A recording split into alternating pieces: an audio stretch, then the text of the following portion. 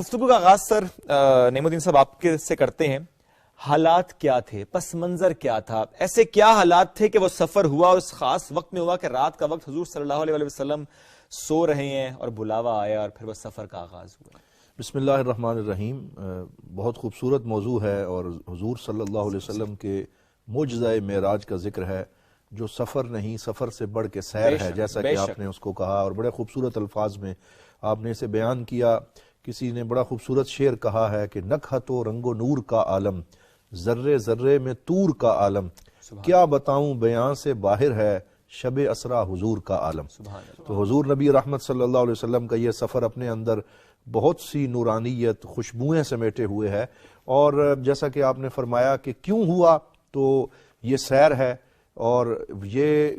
سیر بہت بڑے کام کے بعد ہوتی ہے, بہت بڑی محنت کے بعد ہوتی ہے. اور جب سیر کروائی جاتی ہے تو اس سے مقصود یہ بھی ہوتا ہے کہ جس شخص نے بہت بڑی محنت کی ہے تو اب اس کے کندھوں سے بوجھ کو ہلکا کیا جائے اور اس کو جو ہے وہ سرور, فرحت اور خوشیوں کے سما میں لایا جائے. تو حضور صلی اللہ علیہ وسلم نے تو وہ محنت فرمائی جو کائنات میں کوئی اور نہ کر سکا. سارے نبیوں کے سردار اور امتوں کو توحید کا درس دینے والے,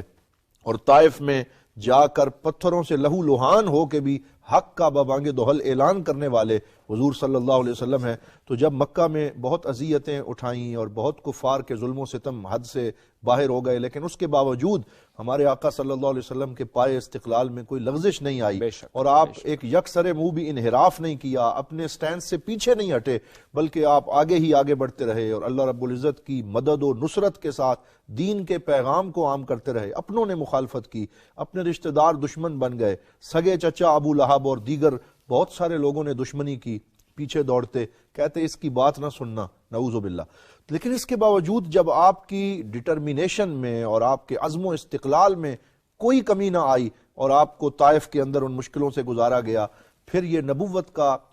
12واں سال تھا اور یہ مکی دور کے آخری سال تھے اور آخری سالوں میں سے ایک سال تھا, اور حضور صلی اللہ علیہ وسلم کے اوپر اب فتوحات کا سلسلہ شروع ہونے والا تھا. تو انہی دنوں میں حضور کی محبوب اور پیاری زوجہ رفیقہ حیات حضرت سیدہ خدیجۃ الکبریٰ رضی اللہ تعالی عنہا کا وصال ہوتا ہے. وہ با وفا بیوی جس نے وفاؤں کی حد کر دی اور جس نے عورتوں کا سر بھی فخر سے بلند کر دیا, جس نے خواتین کو بھی ایک ستارہ امتیاز عطا کیا, جس نے خواتین کو زندگی کا ڈھنگ سکھایا, جس نے اپنی ساری دولت حضور کے قدموں پہ نثار کر دی اور اپنی زندگی کو حضور کے مشن کے لیے وقف کر دیا, وہ آپ کی باوفا زوجہ بھی چل بسیں. حضرت ابو طالب جو حضور صلی اللہ علیہ وسلم کے وہ چچا جان ہیں کہ جنہوں نے سرکار دو عالم صلی اللہ علیہ وسلم کی مدد کی, نصرت کی, ہر موقع پہ ڈھال بن کے کھڑے رہے, کسی کو حضور تک پہنچنے نہ دیا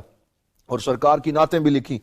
وہ محبوب چچا بھی چل بسے. تو صرف چند مہینوں کے وقفے سے وہ دونوں ہستیاں جو دنیا میں ڈھارس بتانے والی تھیں وہ چل بسیں. تو حضور صلی اللہ علیہ وسلم مغموم رہنے لگے, پریشان رہنے لگے, اور ویسے بھی مصلی پہ کھڑے ہوتے تھے اور رات کو اٹھ کے جب روتے تو اللہ فرماتا یا ایھا المزمل قم اللیل الا قلیلا نصفہ او انقص منہ قلیلا او زد علیہ ورتل القرآن ترتیلا انا سنلقی علیک قولا ثقیلا. تو اس وقت حضور صلی اللہ علیہ وآلہ وسلم جو ہے وہ راتوں کو روتے اور اپنے چچا بھی یاد آتے, اپنی باوفا زوجہ بھی یاد آتی. تو اللہ رب العزت نے اس وقت میں وہ جو ایک بڑا جو ہے وہ کشمکش والا مشکل وقت تھا, اپنے نبی پاک سے خاص محبت کا اظہار کرنے کے لیے اپنے حریم ناز میں بلایا. فرمایا پریشان نہ کیجئے, غم نہ کیجئے, اگر پوری دنیا بھی دشمن بن چکی ہے تو آپ کا رب آپ کی مدد کرنے والا ہے, آپ سے محبت کرنے والا ہے, آپ کی نصرت کرنے والا ہے. 70,000 ملائکہ کی بارات بھیجی